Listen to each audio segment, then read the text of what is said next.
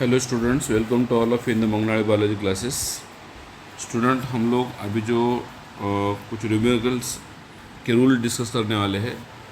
Cell cycle cell division में कुछ फार्मूले हैं या कुछ न्यूमेरिकल्स है, और वो न्यूमेरिकल सॉल्व करने के लिए आपको कुछ रूल्स स्टडी करना ज़रूरी है। तो कौन से रूल्स है जो हम स्टडी करने के बाद आपको न्यूमेरिकल्स अच्छी तरीके से सॉल्व हो जाते हैं। तो देखो, मैं आपको कुछ 10-12 न्यूमेरिकल्स के रूल बता रहा हूँ। ओके, ये इंपॉर्टेंट फार्मूले बता रहा हूँ। क्या फार्मूले है फिर वो? तो सबसे पहला फार्मूला है, फर्स्ट फार्मूला जो मैं आपको बता रहा हूँ। Okay, number of DNA per cell n दिया है उन्होंने। ओके, मतलब number of DNA per cell जो है n दिया है ना। तो याद रखना, इंपॉर्टेंट बात, सबसे इम्पॉर्टेंट बात कि 1 क्रोमोसोम अगर है तो 1 डीएनए मॉलिक्यूल है। मतलब क्या है? अगर 1 डीएनए है तो 1 क्रोमोसोम है। Okay, 1 chromosome 1 DNA molecules.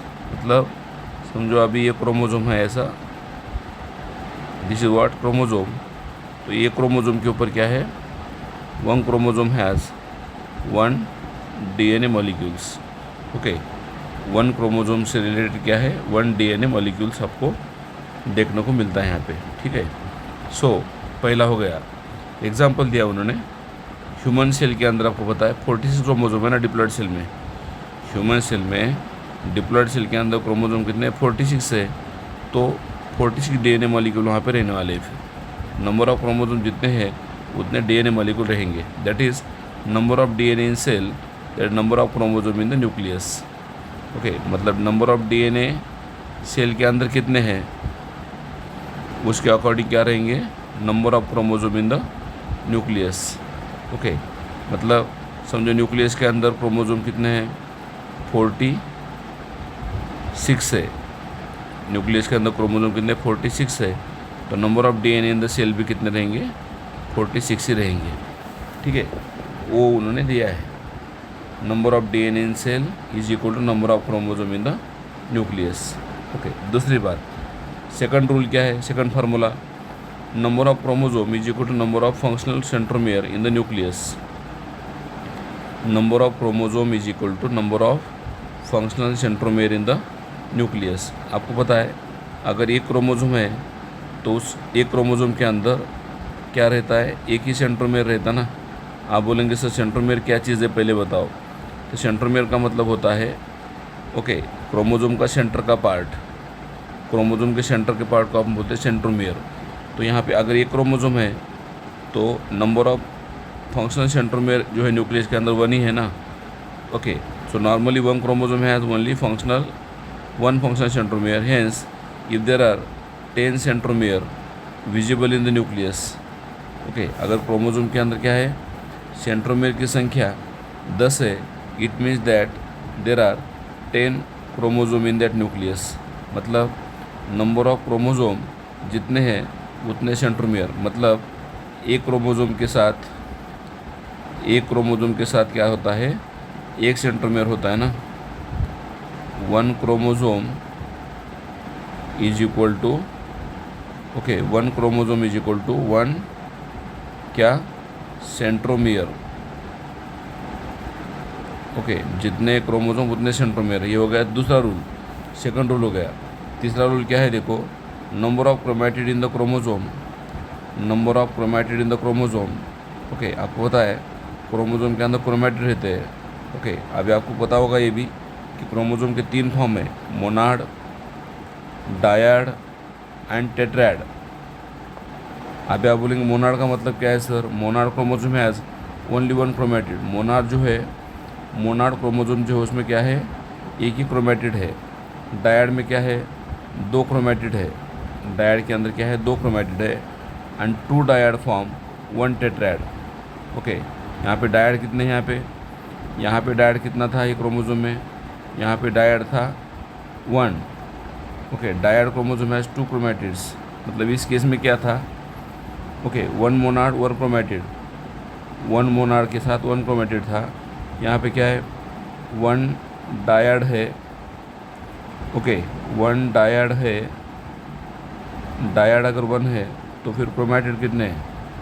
2 chromatid है, एक डायड के साथ क्या है 2 क्रोमैटिड्स है। यहाँ पे अगर उन्होंने क्या बोला है 2 डायड है, ओके 2 क्या है डायड है, तो फिर 2 डायड है, तो फिर ओके 2 डायड है फॉर्म 1 टेट्राड। 2 डायड से क्या बनता है 1 टेट्राड बनता है। पिक्चर में देख लो 2 डायड है form 1 tetrad, hence 1 tetrad will have 4 chromatids. इस तरीके से 1 टेट्राड के अंदर क्या है 1 tetrad equal to 4 chromatids. 1 tetrad के अंदर क्या है 4 क्रोमैटिड्स है। आप बोलेंगे 4 कौन से सर, ये देखो ये 1, ये 2, ये 3 और ये 4, इसे 4 क्रोमैटिड रहते हैं किसके साथ 1 टेट्राड के साथ।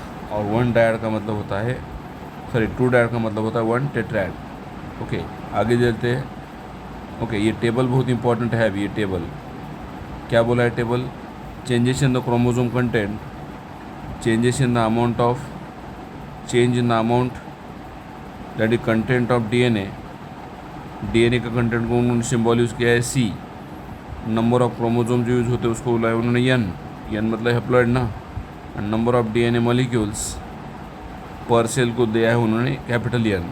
During different phase of cell cycle, कौन से फेज में क्या सिचुएशन होती है। और एक बार रिपीट कर रहा हूँ, डीएनए का कंटेंट को दिया है उन्होंने c, okay number of chromosome को दिया है उन्होंने small n, and number of DNA molecule in the per cell that दिया है कैपिटल एल। अब यहाँ पे याद रखना है कि number of chromosome is equal to number of DNA in per cell. अभी थोड़ी देर पहले ऊपर मैंने बोला था जितने नंबर ऑफ क्रोमोसोम रहते हैं सेल के अंदर उतने नंबर ऑफ डीएनए रहते हैं।